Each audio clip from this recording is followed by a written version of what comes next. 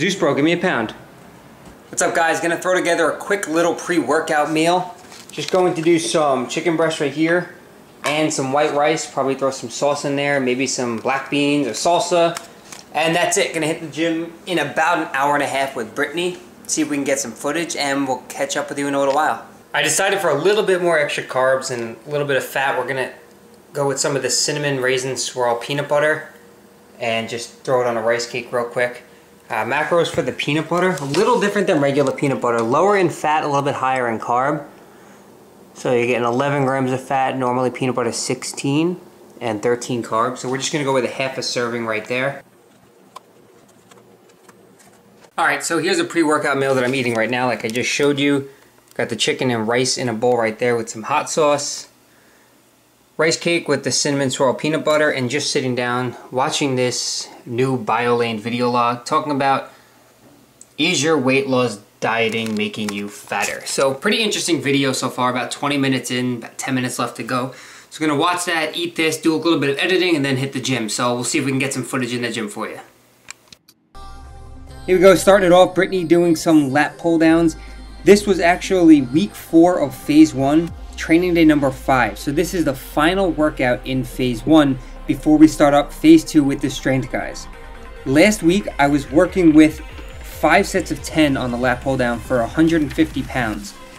This week what you see here is 5 sets of 8, so we dropped the reps a little bit, but I increased the weight 15 pounds. So I'm working with 165 here, and it just felt unbelievable. Every single rep felt good, the contraction felt good, and just feeling stronger every single week. So looking forward to the progress that I continue to make. Alright, so after the lat pull down, we went ahead and did some supinated hammer strength low row. So for those who don't know, supinated means palms facing up. And what we did was just 4 sets of 8 for this workout. Last week was 4 sets of 10, so again, dropped the reps a little bit, increased the weight a very little bit. Last week I was working with 1 1/4 plates per side, so 1 plate and a 25-pound plate on each side. Just threw a 5 on each side, so increased the total workload by 10 pounds, so not too much, but really just trying to keep things consistent. You know, an increase is an increase, whether it's 1 pound or 10 pounds. What's important is that you're not compromising form, so that's really what I'm focusing on here. As you can see, driving back with the elbows, squeezing the back, and getting a full range of motion. So after this set, I ran to the bathroom, came back to see Brittany filling out my workout log for me. Thanks, babe, I appreciate that. And she likes to leave me little notes around the workout log, and this week it was, don't be a bitch, with a little heart and a smiley face. Super pump curls, 15 sets of 5 with 15 seconds rest in between. Notice how I'm working with a full range of motion. I'm even locking out the triceps at the bottom to make sure I take tension off of the biceps. And last week we had 25 pounds per dumbbell for 15 sets of 5. This week, the first 10 sets we were using 27.5 pounds, and the last 5 sets dropped it down back to 25 pounds. After doing those super pump curls, you pretty much don't want to do anything but go home and cry, but that wasn't the end of the workout. There was a little bit of blood flow restriction preacher curl that I did not get on film. And then we finished off the workout with some tricep press downs. Brittany showing off her perfect form right there, and a couple of reps from me, and that pretty much concludes phase 1, week 4, training day number 5. Looking forward to phase 2.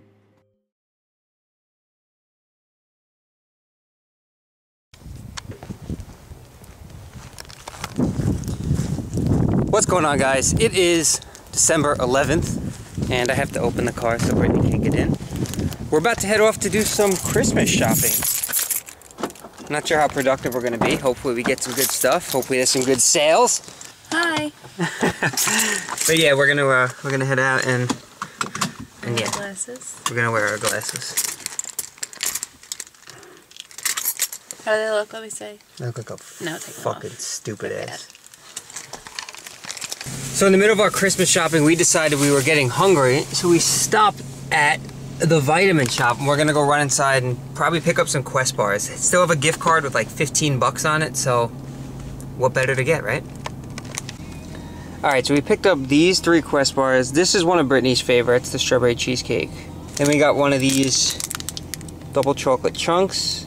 These are really good as well. And we also picked up one of these victory bars, which If you haven't tried these yet, I've had them before. This is the cookie dough.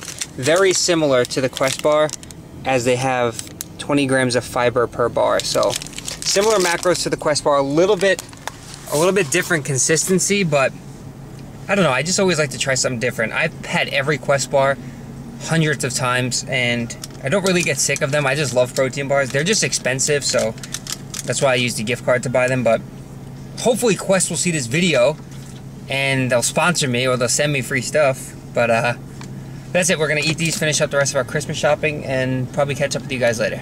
Alright, so I had to turn the camera back on, just to let you guys know. This is what the Victory bar looks like, the cookie dough one. Not as good as I remembered. I know you guys can't really see me because of the lighting, but babe, what do you think? Not as good as the Quest cookie dough, right? It's alright, yeah. The Quest cookie dough one is actually a little bit like grainy, but I kind of like that. These are like really soft and chewy, but not much flavor. But look, Nick Wright can eat them. Gluten-free Nick Wright. This is the double chocolate chunk Quest bar, and this flavor, the Quest bars have so much flavor to them, but I don't think I have anything really bad to say about them. I really like them a lot. They're just expensive. Well, all protein bars are kind of expensive, but macro-wise, they're good. For me personally, it's too much fiber. So yeah, 16 grams of fiber in one bar, and I eat a ton of vegetables, and I like oatmeal and sweet potatoes and stuff, so I have to limit myself to these. Shut up. But I want to know in the comments down below, let me know what your favorite Quest bar is, or what your favorite protein bar is if it's not a Quest bar. And a lot of people like the big 100s and stuff like that, but to me that's more of a meal replacement bar because they're loaded with calories, and it's pretty much like eating a Snickers with more protein. These are actually protein bars. So let me know your favorite Quest bar or protein bar down below. What's up, guys? Just got in a little while ago. Came home to some mail. Really excited. Myoatmeal.com. You go to the website and customize your own oatmeal. So you pick whether you want quick oats, steel cut oats, instant oats. You choose your sweetener, whether you want brown sugar, Splenda, white sugar, cookie dough, gingerbread, pumpkin spice, apple cinnamon, hazelnut, chocolate, dulce de leche, every single flavor you could think of, and different sizes. And then they started doing what they call PB lean. So I'm sure you've heard of PB2 powdered peanut butter. You can customize your own flavor of peanut butter too. So I took full advantage of that.